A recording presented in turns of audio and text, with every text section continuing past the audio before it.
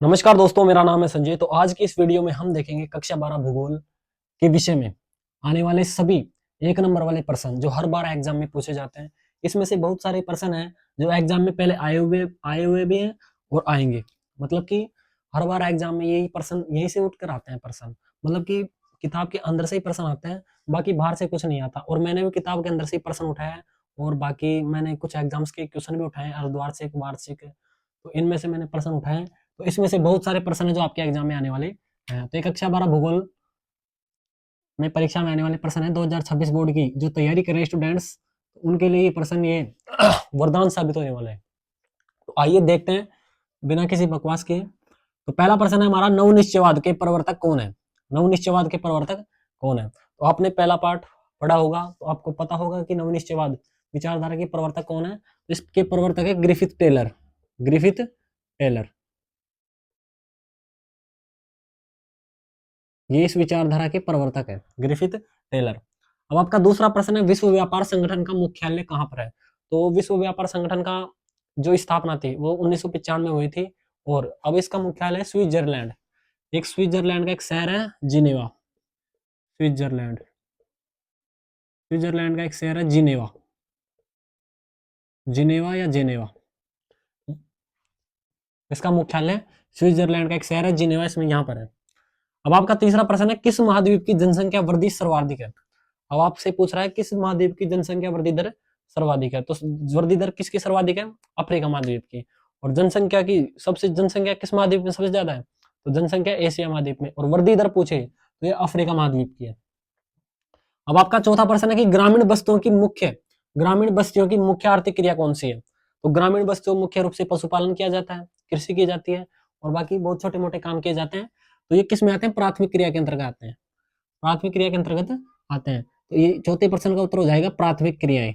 प्राथमिक क्रियाएं। तो आप कॉपी पेन लेकर बैठ जाइए और इन प्रश्नों को नोट करते चलिए और वीडियो को लास्ट तक देखना है आपको बिना स्किप किए हुए।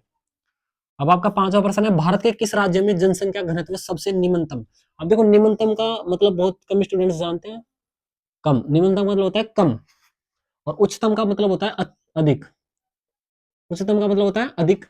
तो सबसे कम जो है वो है अरुणाचल प्रदेश का और सबसे ज्यादा है बिहार का। जनसंख्या घनत्व सबसे ज्यादा तो है बिहार का और सबसे कम है, निम्नतम कम है अरुणाचल प्रदेश का। ठीक है, आइए देखते हैं छठा प्रश्न आपका कि मेगा नगर की जनसंख्या कितनी होती है? तो एक मेगा नगर मतलब कि जहां बहुत सारी जनसंख्या निवास करते हैं उसे मेगा नगर कहते हैं। लेकिन जनसंख्या कितनी निवास करती है ये भी तो मैटर करता है। तो 50 लाख से अधिक जनसंख्या वाली, 50 लाख से अधिक जनसंख्या वाला जो नगर होता है उसे मेगा नगर कहते हैं। अब आपका सातवां प्रश्न है, नदी तट पर स्थित 3 नगरों के नाम बताओ। तो नदी तट पर स्थित है, एक नगर हो गया पटना, ये बिहार में। इसके बाद हो गया आगरा, आगरा। और फिर एक और है कोलकाता।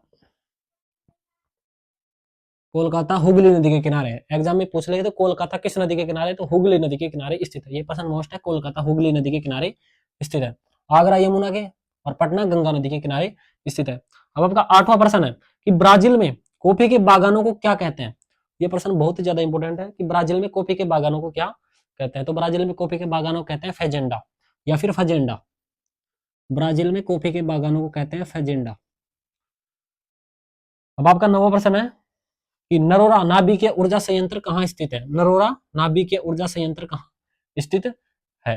तो तो नरोरा नाभिकीय ऊर्जा संयंत्र तो यह स्थित है उत्तर प्रदेश का एक शहर है, बुलंदशहर। उत्तर प्रदेश के बुलंदशहर में नरोरा नाभिकीय ऊर्जा संयंत्र स्थित है। तो मोस्ट मोस्ट क्वेश्चन है उत्तर प्रदेश का बुलंदशहर, कॉपी में नोट कर लीजिए। अब आपका 10वां प्रश्न है कि भारत में पुरुष प्रवास, प्रवास मतलब एक स्थान से दूसरे स्थान पर, पुरुष एक स्थान से दूसरे स्थान पर क्यों जाते हैं?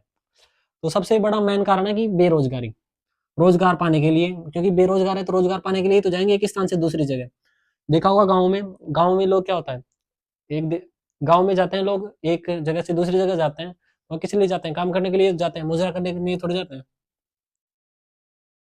11वां प्रश्न है कि मानव विकास सूचकांक में किस राज्य की कोटि सबसे उच्चतम है? मानव विकास सूचकांक में जो सबसे उच्चतम जो राज्य है वो है केरल राज्य, भारत का केरल राज्य। अब है दो देशों के मध्य होने वाले व्यापार को क्या कहते हैं? तो दो देशों के मध्य होने वाले व्यापार को कहते हैं द्विपक्षीय व्यापार, द्विपक्षीय व्यापार या फिर द्विपार्श्विक व्यापार, द्विपार्श्विक व्यापार कहा जाता है, द्विपक्षीय व्यापार या फिर द्विपार्श्विक व्यापार। अब आपका 13वां प्रश्न है कि 2011 की जनगणना के अनुसार भारत की जनसंख्या कितनी है? भारत की जनसंख्या कितनी है? तो इतनी सी कॉमन सेंस तो होनी चाहिए कि 2011 की जनगणना के अनुसार 121 करोड़ जनसंख्या है, 121 करोड़। तो अब आपका 14वां प्रश्न है कि भारत की वार्षिक जनसंख्या वृद्धि दर कितनी है? भारत की वार्षिक जनसंख्या वृद्धि दर है 1.64%, 1.64%। अब आपका 15वां है कि भारत की कुल जनसंख्या का कितने प्रतिशत हिस्सा गांव में निवास करता है? तो जनसंख्या निवास करती है 68.8%, है ना।